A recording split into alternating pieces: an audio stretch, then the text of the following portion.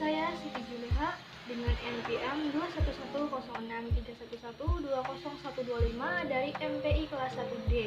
Di sini saya akan menjelaskan tentang ilmu hadis, riwayah, dan dirayah beserta sejarah perkembangannya.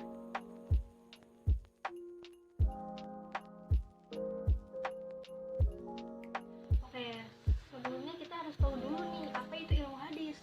Nah, ilmu hadis adalah kaidah-kaidah yang mengetahui keadaan perawi dan marwi. Oke, perawi dan marwi itu apa ya? Perawi adalah orang-orang yang menyampaikan, menerima, dan membawa berita Nabi Muhammad SAW atau sanad. Sedangkan marwi adalah redaksi atau isi berita yang diriwayatkan atau matan. Nah, sehingga dapat disimpulkan nih bahwa ilmu hadis adalah yang menjelaskan tentang keadaan perawi atau apa yang meriwayatkan dan apa yang diriwayatkan atau matan. Sekarang ke pembagian ilmu hadis. Pembagian ilmu hadis ada dua, yaitu ilmu hadis riwayah dan ilmu hadis dirayah. Apa itu ilmu hadis riwayah? Ilmu hadis riwayah adalah ilmu hadis yang mempelajari tentang perkataan, perbuatan, dan periwayatan Nabi Muhammad SAW. Jadi ya objeknya itu ada pada diri Nabi. Dan sedangkan ilmu hadis dirayah adalah ilmu hadis yang mempelajari tentang syarat-syarat, macam-macam hukum-hukum daripada hadis tersebut. Nah, contohnya itu semisal syarat-syarat. Apa sih metode apa yang diriwayatkan oleh hadis tersebut? Itu syarat-syarat.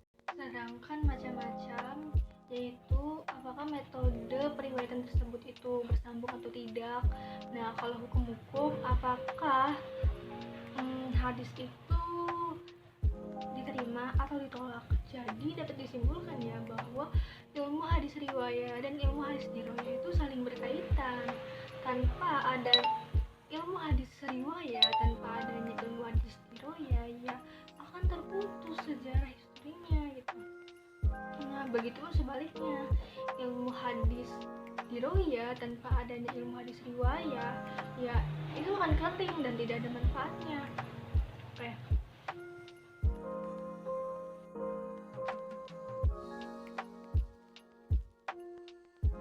Sekarang masuk ke sejarah perkembangan ilmu hadis. Jadi pada periode Nabi Muhammad SAW, ilmu hadis riwayah itu ditandai dengan adanya larangan menulis hadis, dikarenakan karena pada saat itu penulisan hadis sama penulisan Al-Quran itu takut tidak bisa dibedakan gitu. Nah, kedua, boleh dan tidaknya menulis hadis itu bersifat kondisional. Jadi dalam suasana kondisi tertentu gitu. Sedangkan dalam ilmu hadis dirayah itu ditandai dengan adanya dasar-dasar ilmu hadis yang ada dalam surat Al-Hujurat ayat 6 dan Quran surat Al-Baqarah ayat 282. Selanjutnya pada periode sahabat. Pada periode sahabat itu pada ilmu hadis riwayah itu ditandai dengan adanya masa pembatasan riwayatan dengan orang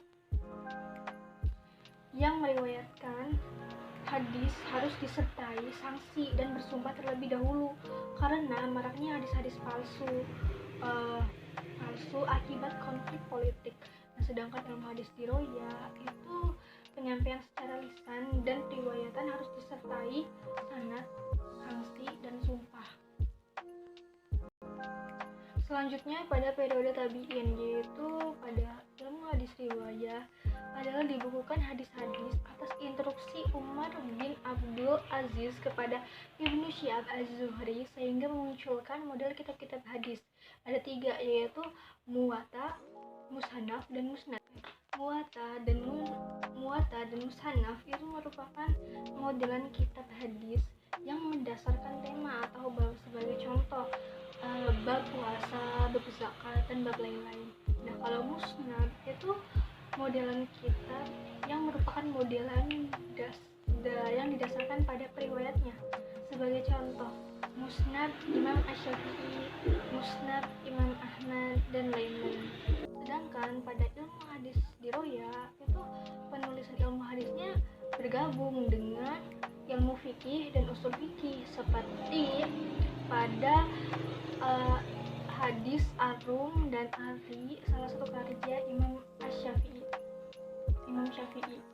Yang terakhir adalah periode tabi'in.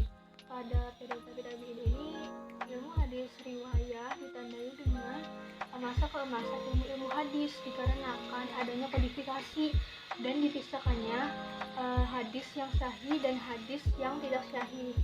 Nah, sedangkan pada ilmu hadis diroya itu dipisahkannya ilmu hadis tetapi belum menyatu dan muncul kitab-kitab ilmu hadis. Sekian dari saya, penjelasan saya, kurang lebihnya mohon maaf. Wassalamualaikum warahmatullahi wabarakatuh.